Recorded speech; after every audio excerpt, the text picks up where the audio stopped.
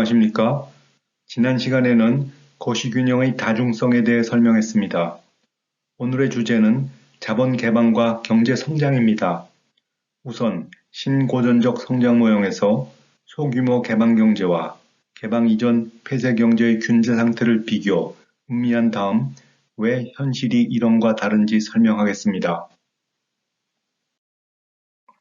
이 슬라이드에서는 소규모 개방 경제 하에서 신고전적 성장 모형을 식으로 표시했습니다.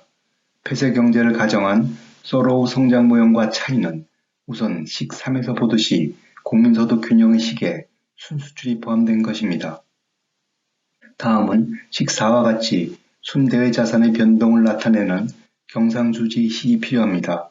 경상수지는 무역수지와 순대의 자산으로부터 발생하는 이자 수입 또는 지급을 나타내는 소득수지로 구성됩니다. 여기서는 국가 간 노동이동은 없으며 자본이동만 일어난다고 가정합니다. 개방경제에서는 더 이상 GDP와 GNI는 같지 않습니다. 식 3의 국민소득 균형의 식으로부터 저축과 투자의 차이는 순수출과 같습니다.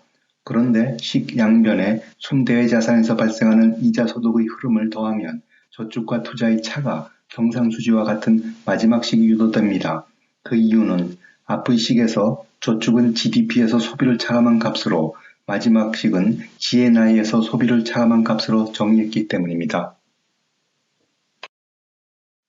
이 식들은 앞 슬라이드의 식들을 이용해 효율 노동 단위로 측정한 것입니다.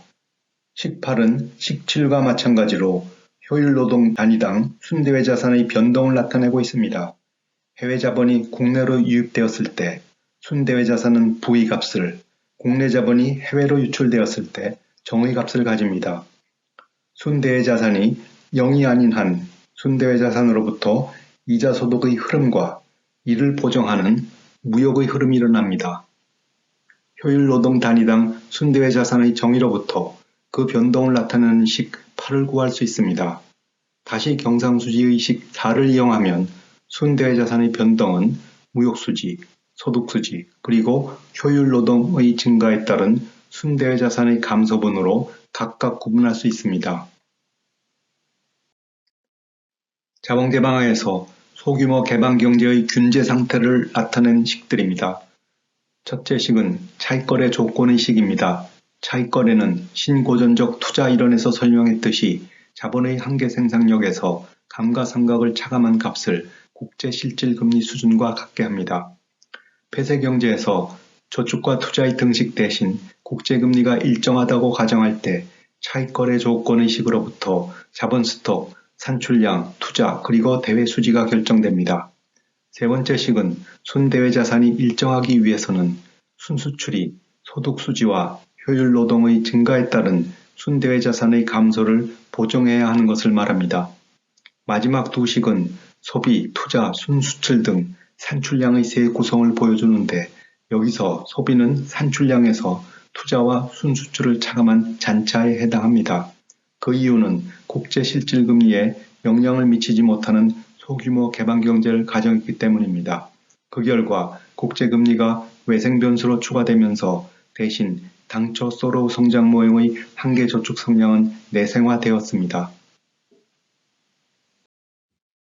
그림을 통해서 기존 폐쇄 경제의 균제 상태에서 자본을 개방한 소규모 개방 경제를 살펴보겠습니다.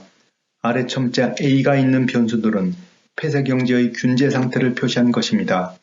여기서 생략했습니다만 저축 곡선은 수평축 KA를 지나는 수직선과 투자 곡선이 교차하는 점을 통과하고 있습니다. 최선의 세계를 가정하는 신고전적 경제학의 세계에서는 자본 개방 시 감가상각을 뺀 자본의 한계 생산력이 국제 실질금리와 같아지도록 하는 차익거래 활동이 일어나고 그에 따른 자본의 흐름은 즉시 새로운 균제 상태로 이동하게 합니다. 여기서는 자본의 유입이 일어나는 경우를 가정합니다. 자본의 유입은 두 자본 스탁의 차이와 같고 유입된 자본은 외채, 즉 부의 순대외 자산에 해당합니다. 한편 국제금리는 N+G보다 크다고 가정합니다. 이 가정은 제33강에서 설명했듯이 동태적 효율성, 즉 새로운 균제 상태에서 자본의 크기가 황금률의 자본보다 작은 것을 말합니다. 나아가 순대외 자산이 일정 수준 유지되기 위해서는 순대외 자산의 국제금리에서 경제 성장률을 차감한 비율만큼의 흑자가 필요한 것을 뜻합니다. 새로운 균제 상태에서 산출량은 소비, 투자, 순수출로 구성되는데 파랑색 점과 초록색 점 사이의 길이가 소비의 크기를 표시합니다. 신고전적 성장 이론은 균제 상태에서 총량 변수들이 같은 비율로 증가하는 균형 성장 경로를 따릅니다. 여기서는 순대외 자산도 마찬가지입니다.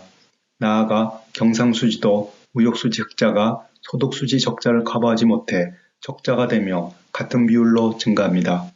폐쇄경제 하에서 높은 저축률은 자본 스톡을 높여 자본 개방 시 필요한 외채의 규모가 줄어들게 합니다. 한편 높은 기술 진보율은 자본 스톡의 크기를 낮추고 자본 개방 시 외채와 산출량 모두 더 증가하는 요인으로 작용합니다. 자본 개방은 수익률에 대한 차익거래를 일으켜 효율적인 생산 활동을 촉진하고 GDP보다 GNI가 중요한 의미를 가지게 합니다. 자본을 수출하는 나라에서 GDP는 감소하나 GNI가 증가하는 것을 생각해보면 쉽게 이해될 것입니다. 효율적인 생산 활동은 자본 수입국과 수출국 모두 GNI를 증가하게 합니다. 그렇다면 자본 개방으로 과연 소비도 증가할까요? 간단한 예를 들어보겠습니다. 코브다그라스 생산함수를 가정하고 모수값을 특정 숫자로 가정했습니다. 자본 개방 시 동태적 효율성이 성립함을 직접 확인해 보시기 바랍니다. 앞의 모형과 달리 경상수지와 순대외 자산이 일정한 것은 총량 변수의 증가율을 0으로 가정했기 때문입니다. 식을 따라가면 자본 개방 시 폐쇄 경제보다 소비가 증가하는 것을 확인할 수 있습니다. 한편 마지막 식에서 자본 개방 시 저축 성향이 폐쇄 경제의 저축 성향과 다른 것은 이미 설명했듯이 소규모 개방 경제의 균제 상태가 국제금리에 의존하기 때문입니다. 자본 개방이 경제 구조의 변화를 일으키는 대목이기도 합니다.